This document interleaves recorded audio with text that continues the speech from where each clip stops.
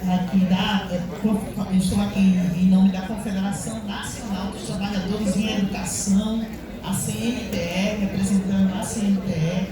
Eu saúdo aqui essa mesa, né? Essa mesa valiosíssima, aqui para a nossa querida deputada federal Alice Portugal, né? Uma representante firme lá no Congresso, né? Na defesa dos trabalhadores em educação, dos profissionais da educação e da educação para a maioria do povo brasileiro, a educação pública de qualidade social, né? Referenciada socialmente. Saúdo também a nossa querida filha, né, que entrou em contato, Ariel, nossa afastamento definitivo, dirigente nacional da CPB, responsável pela educação na nossa central. É um direito que você E tem. saúde também Ninguém vai aqui a proibir companheira você não. Olívia Mendes, De assumir né, seu cargo. companheira dessa Agora você comissão, tem que né, fazer o um companheiro documento de Luciano afastamento definitivo, Cerqueira, entregar para a parece o PLB nome e de botar no um arquivo. camarada lá do Pernambuco, Senão Luciano depois Siqueira, você é e a chamado camarada aqui que a pela gente própria almoçou até prefeitura junto. e pela própria categoria, né? Então essa mesa aqui Não existe também previsão nosso estatutária de presidente, licença, Rui né? Oliveira. Somente licença. Não posso deixar de saudar Um o cargo afastamento definitivo.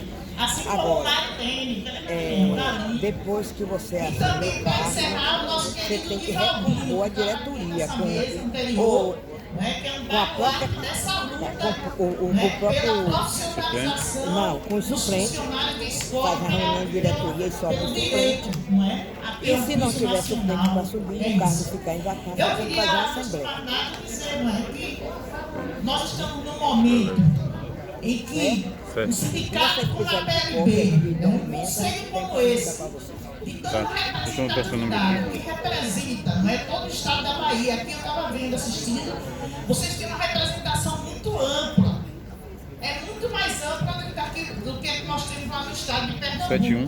Né? Vocês têm a direção, vocês têm as delegacias e as regionais, não é isso? Lá a gente tem direção e núcleos. Então é assim. Aí eu vou entrar em contato e peço para vocês encaminhar para mim. Como fazer tudo isso. É uma situação nova, né? Em todo lugar, em todas as cidades, na grande maioria das cidades da Bahia, e de forma organizada. Então isso é muito importante para reforçar a nossa luta. E nós da CNTE, no caso, nós que somos, inclusive, dirigentes da CTB, estamos na CNTE, na executiva, nós entendemos que isso é de grande importância para reforçar a luta da educação e a luta do povo brasileiro. Porque aqui nós temos aqueles e aquelas que estão na linha de frente, não é? Das grandes batalhas. Veja, a educação, os trabalhadores da educação, os profissionais da educação, têm um papel muito importante a cumprir. Sempre teve. Mas neste momento, não é? Nós somos chamados, mais uma vez, a ficar antenados com a realidade concreta da educação pública do Brasil, da luta que nós travamos e de que nós queremos continuar lutando e avançando. Nós não queremos retrocesso, porque nós corremos um risco grande, né? Se a gente não cumprir o nosso papel, porque nós estamos nas escolas, em tudo que é cidade, não é? Em tudo que é lugar, tem educador, tem professor, tem funcionário, não é? Nós somos aqueles que estamos lidando todos os dias com as crianças, com a juventude. Então nós passamos muitas vezes, muito mais tempo com os estudantes, com as crianças e os jovens, do que seus próprios pais, que estão trabalhando. E com o advento da escola integral, eu não sei como é aqui na Bahia, mas lá em Pernambuco, a grande maioria das escolas hoje, do ensino médio, são escolas de tempo integral, porque lá foi um estado precursor, inclusive, disso, desde os anos de 2007 e 2006, na época do governador Eduardo Campos, que comprou essa briga pela questão do ensino integral, da escola em tempo integral. Isso é de grande importância para que a gente crie a juventude, né, das ruas, né? E a gente observa claramente a importância esse tipo, o papel importante que cumpre a escola pública, né, que funciona dessa forma, porque isso aí, né, a gente tem uma vida hoje, essa questão, por exemplo, das famílias de modo geral, das mulheres, né, que trabalham, que muitas vezes, né, as crianças ficam, né, à deriva. Né? Então, essa questão que trabalha o dia todo, que termina sendo a mulher, a grande maioria, na verdade, a responsabilidade maior termina ficando muitas vezes conosco. Nós temos um número enorme de mulheres, né, que são muitas vezes mães solo e tudo mais. Mas mesmo assim, mesmo nas famílias em que se vê, em que se tem uma situação, né, entre aspas, anormal, como diz o povo, né, que você tem uma família ali, como dizem, né, uma coisa assim que não tem nada a ver, mas é um papel importante que cumpre a escola em tempo integral. Então, se a escola já cumpre seu papel, ela tem tempo integral, eu estou levantando isso para perceber a importância da nossa luta. Pela nossa valorização e pelo fortalecimento da escola pública. Porque quando a gente luta por valorização, a gente está lutando pelo fortalecimento da escola pública. Se a escola pública é o que é hoje, é fruto, não é, de muita luta que nós travamos. Várias questões que, por exemplo, a gente nem há anos atrás a gente não vislumbrava. Então, por exemplo, a gente, muito mais assim especificamente, nós tivemos por esses dias uma reunião da CNTE com o ministro da Educação, o Camilo Santana. E foi uma reunião de grande importância que a gente já vinha lutando há um tempo para ter essa conversa. E nesta conversa, nós levamos a seguinte pauta: a formação profissional dos funcionários da educação. Vi vocês aqui debatendo essa questão. Programa profissional. E não é qualquer coisa. Porque a escola pública, ela não funciona apenas como professor.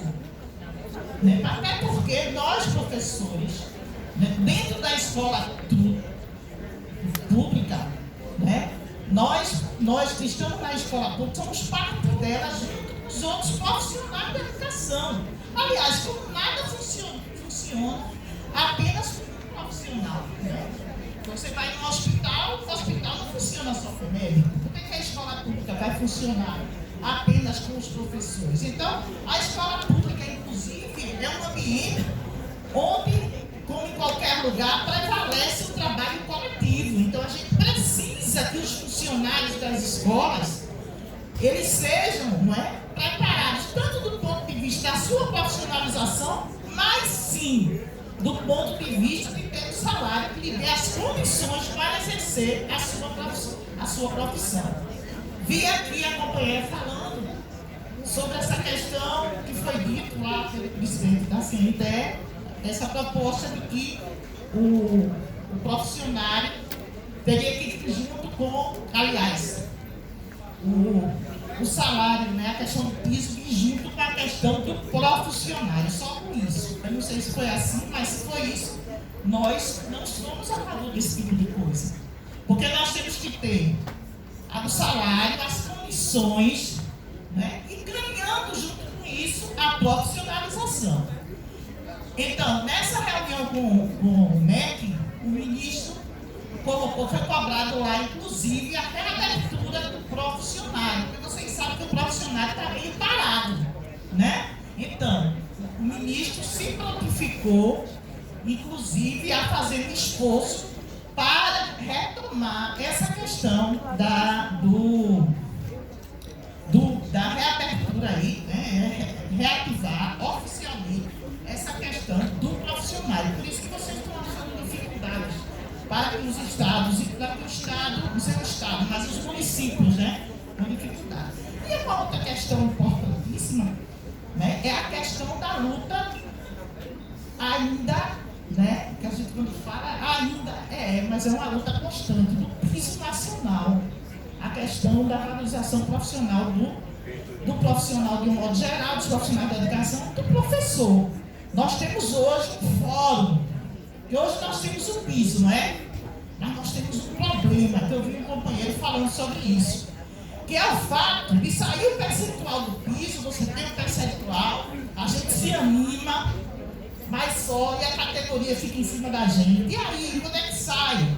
Né? Quando é dezembro, que sai o valor, é todo mundo ligando, querendo saber, né? Ó, que é esse dinheiro? Em janeiro, né? E não é. Porque a gente enfrenta uma luta para que esse valor, os percentuais que a gente tem conseguido na luta, eles sejam, na verdade, implementados. Eu digo na luta porque tem aquele sistema que todo ano você tem um percentual, mas não é assim, né? Não é só isso, é fruto da nossa luta, e a luta para que a gente tenha um percentual e a luta para que seja implementado. Então, hoje, uma coisa assim que está na primeira, algo de grande importância para nós e que a gente vislumbra por conta da realidade no Brasil todo, é essa questão do piso e da carreira. Então tem um fórum que participa a CNPE, participa o CONSEB, a Undime, e esse fórum, e o MEC, né, claro, e neste fórum está se discutindo essa questão do respeito do piso à carreira, de se conseguir aí, né, chegar aí numa situação em que a gente tem o piso e a carreira juntos, que é algo que a gente já viu desde o início, quando o piso foi implementado lá atrás, em 2008, a gente já tinha projetos que a gente defendia, colocando a necessidade de a gente ter, né, um projeto de lei, naquela época, a gente defendia, que colocasse as diretrizes da carreira. O que é isso? Teve reajuste do piso? Teve. A carreira ser respeitada. Porque como é hoje? Como é hoje? Tem um reajuste, o governante, né? O prefeito, o governador, eles querem dar no início da carreira o percentual, apenas lá no meu estado aconteceu isso. Em 2023, a governadora deu o reajuste do piso apenas para quem estava em início de carreira. Não é assim? E vocês, todo mundo trabalha da luta do dia a dia. E o restante da categoria, a grande maioria, fica com salário achatado. Então, essa questão, esse debate hoje, lá no MEC, sobre a carreira é de muita importância, minha gente. Porque a gente passa o ano todinho deixando de fazer um monte de coisa nessa luta, que não é uma luta qualquer, porque é a razão de ser a luta pelas questões do sindicato, inclusive, né? Mas a gente passa para poder fazer valer um direito que é ter um piso atrelado à carreira, né? E evitar o achatamento salarial. Eu não sei como é que está aqui no estado da Bahia, mas lá no meu estado está começando a achatar, né? Porque a gente não tem, infelizmente o governo que está lá, viu gente, preste atenção nisso. Lá nós não fizemos o nosso dever de casa. E o governo que ganhou a eleição, a governadora, infelizmente, né, é uma mulher, é uma tristeza, viu? Porque ela ficou arretada lá com esse negócio, presta atenção. Porque é uma mulher, eu digo de todo, o governo, eu digo o governo, que é para não dizer que é uma governadora.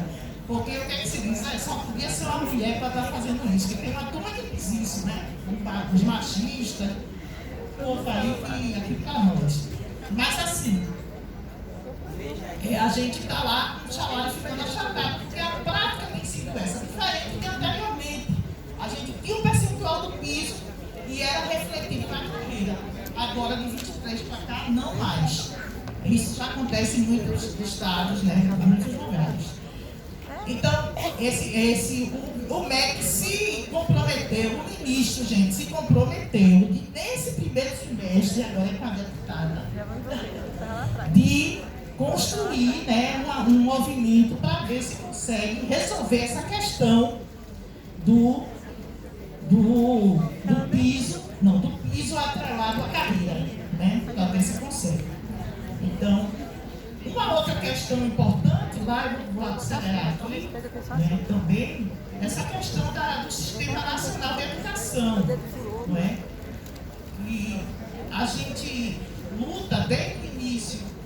Quando teve os congressos de educação, quando começaram ali no governo Lula, nós tivemos conferências, aliás, de educação, nós tivemos uma conferência no ano passado, não é? Com o retorno desse campo democrático e popular com o presidente Lula, nós retomamos as conferências nacionais de educação, não foi isso? Então nós tivemos ali uma conferência extraordinária. Mas a nossa luta, desde quando começou a primeira conferência, é que nós queremos construir um sistema nacional de educação que a gente não tem hoje. Então isso prejudica muito, não é? As políticas educacionais, não é isso? Como é que se diz? Você, às vezes, o governo federal toma uma decisão, não é? Mas o Estado, o município toma outra, não é? Quanto a questões que estão na Constituição, há questões que o Estado e o município têm que seguir, mas você não tem uma política para todos, né? Você não tem uma política que diga assim, o modelo vai ser, as questões têm que ser aplicadas, né, e aplicado em todo o sistema. E não só assim, do ponto de vista até de, quando você vai ver mesmo, quando muda o prefeito, né? Ele adere ali, existe a política que ele tem que estar lá, como eu falei, da lei, mas ele adere a questões que muitas vezes não tem nada a ver com aquilo que seria melhor para a maioria do povo. E, ao mesmo tempo, algumas políticas não conseguem ser implementadas. O principal é isso. Por quê? Porque você não tem um sistema, né? Você tem o Estado, você tem o município e você tem o governo federal. Então, a gente precisa ter um sistema nacional de educação para que a gente possa avançar em várias questões para a educação pública. Então, o ministro, não é? Ele, inclusive, disse que está retomando esse debate com os parlamentares, inclusive já vi uma matéria hoje, uma matéria desse pessoal aí que está nesse movimento contra o governo, dizendo que o ministro não está encontrando apoio para uma política, né? Essa política, para essa questão que ele coloca, eles falam assim, que ele coloca como uma política importante para a educação, mas não encontra apoio para aprovar, né, essa política, no caso, um sistema nacional de educação. Mais ou menos assim, eu estou falando aqui a grosso modo, porque realmente existe essa resistência e a gente sabe que dentro do Congresso Nacional, né, não preciso dizer, vocês já viram aqui anteriormente, com certeza, nós não temos maioria, como vocês estavam falando aqui nas prefeituras, né? Nós não temos maioria. E nesse momento em que a gente vive uma situação em que, não é, a democracia tem sido combatida, né? A gente está hoje aí enfrentando, na verdade, marcando um ponto importante, né, no momento que é reconhecido no Brasil, né? O governante anterior, né, se preparou para dar um golpe. Então a gente vive um momento assim de muita dificuldade, porque dentro do Congresso tem uma turma grande que apoia, né, o governo anterior, essas políticas de ultradireita. Então não é fácil, não é fácil. Então tudo isso depende, a gente precisa de lutar lá no MEC, né, mas a gente precisa denunciar essas ações. Veja, a gente luta, porque veja, o MEC, qual é a questão do Ministério?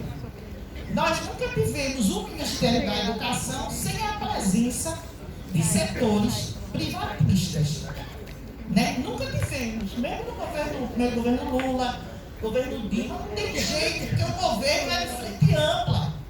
Se ele é de frente ampla, em tudo que é lugar, essa turma está metida, não tem jeito, minha gente.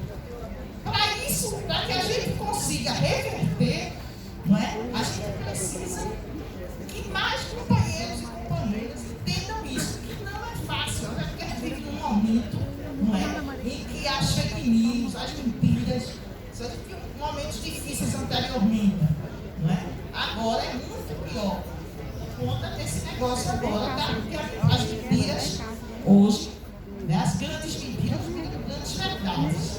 Portanto, a gente precisa, não sei como, mas é um esforço hercúleo que temos que fazer para que a mentira não vença. Porque se a mentira vencer, isso que eu estou falando aqui, a gente foi conectar, né? Foi para a reunião, não adianta de nada, né? A gente está na luta dentro do Congresso, tudo isso que a gente almeja. Porque veja, a gente não está querendo algo muito novo, muito avançado, a gente está querendo o mínimo. Mas o mínimo a gente tem dificuldade, como por exemplo essa questão dos funcionários, que até hoje não tem um piso nacional, né? É o mínimo. Terminando, que eu só falta um minuto, a questão também da gestão democrática. Nessa conversa com o ministro, se colocou a questão da gestão democrática, da necessidade da gestão democrática, inclusive para fazer um contraponto à privatização das escolas públicas. Gente, antigamente a gente dizia que havia, né, que era um movimento para privatizar a escola pública, lá atrás. Quando veio aquela política na época de Fernando Henrique, que acabou com o conselho escolar, que era a unidade executora. Vocês lembram disso, o povo mais antigo? Que a unidade executora, diferente do conselho escolar, podia buscar recursos, né, onde quer que fosse, para poder ajudar a escola, esse negócio. Aí o povo dizia, que negócio de privatizar, aí quando eu visitava as escolas, quem é que vai querer comprar a escola? E agora a gente está vendo o povo, dizendo, mas não é comprando não, é por dentro. Só que agora não é por dentro, é comprando. É comprando. Então, o contraponto a isso é a defesa da gestão democrática. Inclusive, a nossa proposta é a proposta de que os estados e municípios que derem importância, que investam na questão da gestão democrática, que não é só na escola, no sistema de um modo geral, ele tenha direito a mais investimentos diferenciados daquele estado que não tem gestão democrática, ou daquele município que não tem.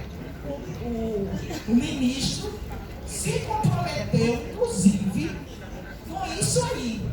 Se comprometeu com essa ação. Agora, vai ser fácil? Não, porque a gente sabe da dificuldade. E para finalizar, não tem muito tempo, a gente tem um calendário da CNTE, de habilidade, Rui, Marilene, todas as companheiras aqui. É bom vocês depois pegarem esse calendário, que não dá para falar tudo aqui, ver aquilo que dá para a PSB, para evitar, porque tem coisas aqui que né, tem que ver o que é principal, que não adianta fazer muita coisa. Nosso plano de ação. Muitas vezes não adianta querer fazer um monte de coisa e você não fazer o principal. Então a gente tem em abril a Semana Nacional de Educação, não é? Recentemente a CNTE fez um movimento, estamos nesse movimento com concurso público, teve até uma live sobre concurso público, porque vocês sabem que hoje nós temos cerca de 30% dos profissionais, dos professores, por exemplo, que são contratos temporários. Eu não vou discorrer do absurdo que é isso. Terminando, eu quero dizer para vocês o seguinte.